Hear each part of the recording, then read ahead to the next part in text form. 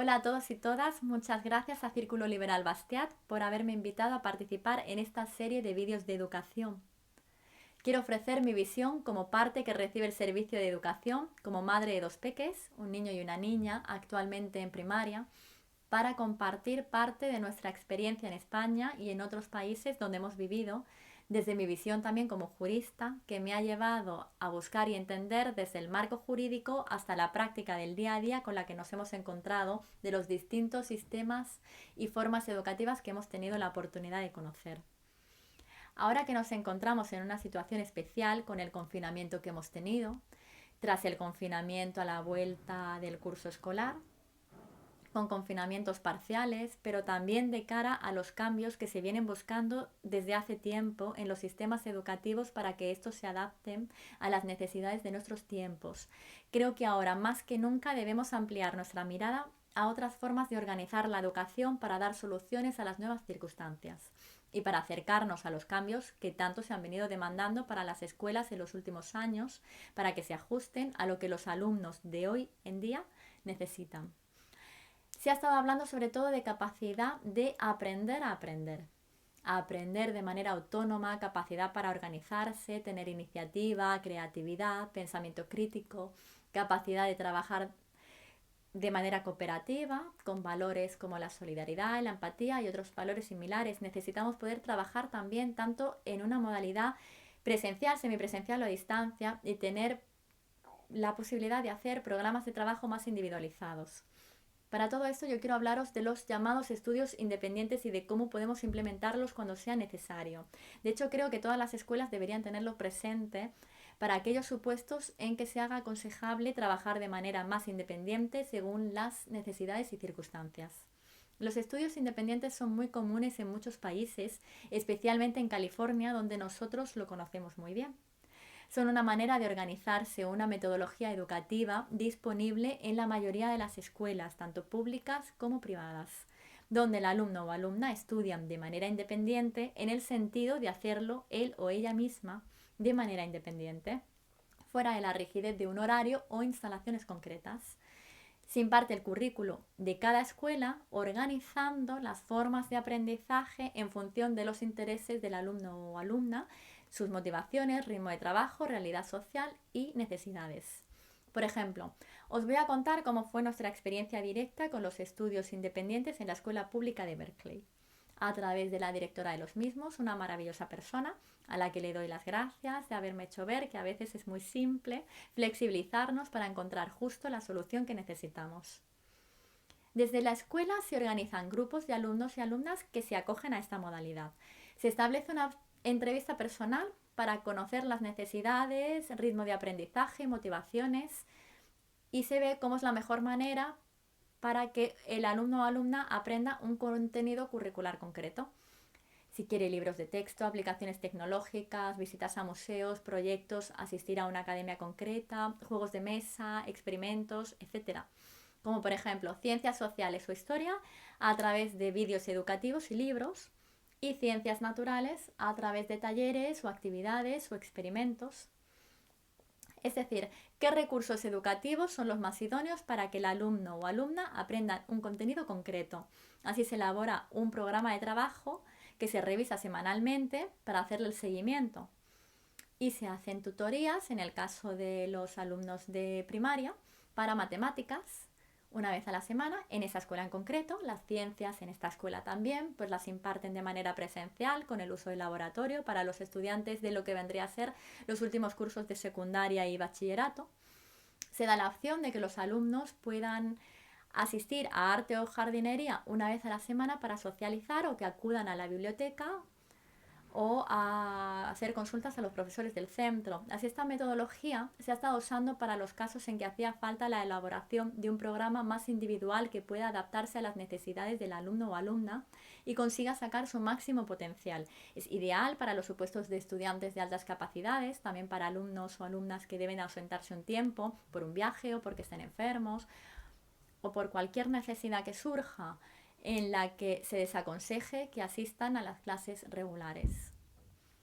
Esto solo es un ejemplo de cómo se lleva en esta escuela en concreto, pero entendiendo el concepto podéis imaginaros las grandes posibilidades de organización que tiene, pues de esta manera conseguimos que los estudiantes trabajen desde la motivación y compromiso, participando o teniendo la iniciativa directa en la organización de su propio aprendizaje, potenciando la autonomía.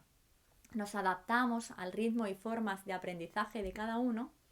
y a los recursos de que dispone, sus necesidades y las de su familia.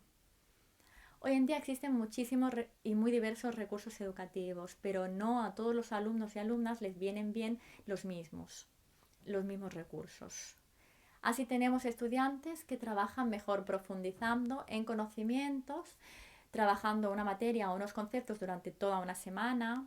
los que necesitan trabajar solo lo básico de todas las materias todos los días, o los que trabajan más motivados en grupo, los que lo hacen de manera independiente, o los que son más tecnológicos, o los que se saturan antes con las tecnologías, encontrándonos ritmos y formas de trabajo diferentes que son ideales para cada caso y para cada persona. En los tiempos en los que se haga necesario trabajar a distancia o de manera semipresencial, como en tiempos de confinamiento, debemos contemplar una manera de organizar la enseñanza que pueda adaptarse a las características y necesidades del alumnado y sus familias. Llevar la escuela tradicional al hogar, dando clases online o mandando tareas sin más a todos y todas las alumnas por igual, dejará a aquellos que no se adapten a esta única manera de llevar la educación en total desventaja, mientras que si somos capaces de adaptarnos y flexibilizarnos, estaremos sacando lo mejor de cada alumno y alumna, pero lo más importante es que conseguiremos que su aprendizaje sea mucho más efectivo a corto y largo plazo. En esta modalidad se trata de que entre docente, alumno o alumna y familia se elabore un programa más individualizado que se acuerda en consenso, dejando en lo posible a iniciativa del propio alumno o alumna elegir los recursos educativos y el ritmo de trabajo con los que trabajar durante un periodo de tiempo determinado. En general, semanalmente se va concretando y revisando. En tiempos en los que se desaconseja acudir a clases regulares, como ocurre durante los confinamientos o cuando se establece semipresencialidad, lo ideal es que el plan de trabajo que deba hacer el alumno o alumna sean más individualizados, contemplando sus particularidades y necesidades desde los recursos técnicos y tecnológicos que tenga: ordenador, tabletas, conexión de internet, impresora, sus capacidades y características familiares y personales, si están acompañados o solos, enfermos, si deben salir a trabajar o realizar extraescolares y cumplir un horario determinado, etc. Todo esto es exactamente lo que se hace con los llamados estudios independientes. Esta metodología sirve para atender a la diversidad del alumnado, contemplando a aquellos alumnos o alumnas que, por sus características personales, familiares o de aprendizaje, les sea conveniente trabajar con mayor flexibilidad e individualización, siendo ideal para alumnos de altas capacidades o ritmos de aprendizaje más particulares, también para aquellos casos de estudiantes que trabajan, ya sean pequeños actores o artistas, o porque deban trabajar para ayudar económicamente a la familia, porque viajen, estudiantes embarazadas o con niños pequeños, o estudiantes con un alto nivel de absentismo y riesgo de exclusión social. Así, es típico que aquellos alumnos que no van a graduarse en lo que se llama el high school por falta de asistencia, en vez de expulsarle, se le intente rescatar ofreciéndole acogerse a este programa para conseguir su implicación y compromiso.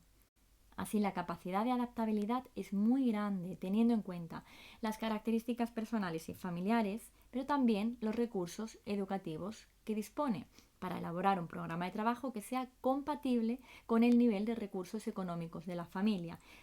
que podrán usar desde material de la escuela, bibliotecas, recursos gratuitos de Internet, a otros a los que pueda acceder la familia. Sabemos que durante el cierre de las clases presenciales, el profesorado y alumnado han tenido que adaptarse improvisando soluciones. Uno de los retos mayores para los estudiantes ha sido, como indica la Universidad de Cambridge respecto a estudios realizados por ellos, la organización del tiempo, la motivación y la comunicación.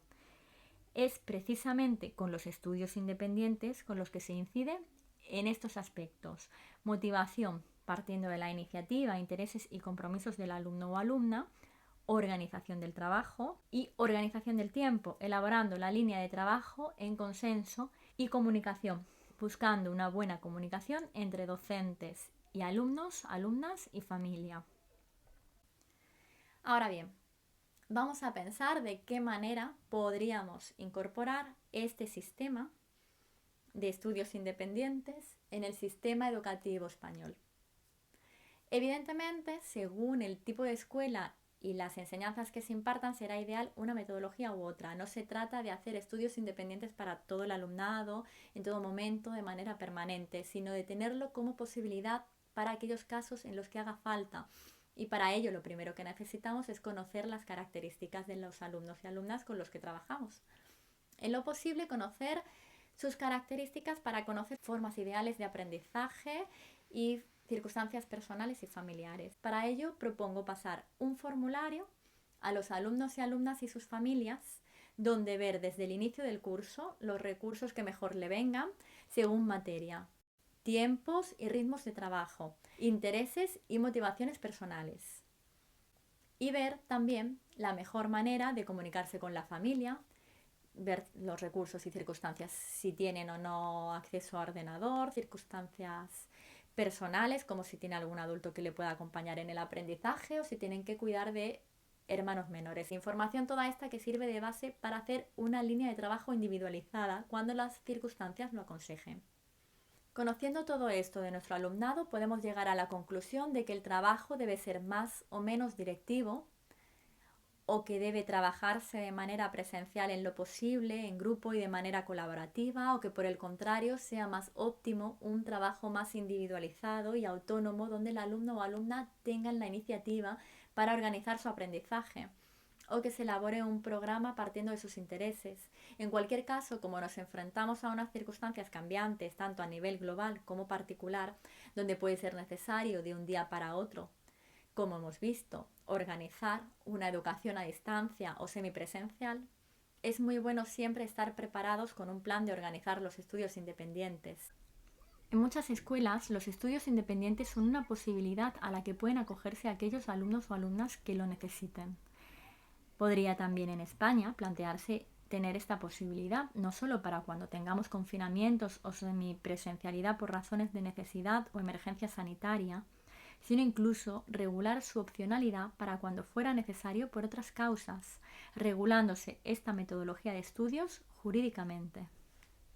Actualmente sería legal su aplicación para cuando esté justificado el no asistir a clases regulares, que es en estudiantes de primaria, cuando hay confinamientos, ya sean globales, del centro escolar, parciales por grupos de alumnos o grupos de convivencia, para secundarias,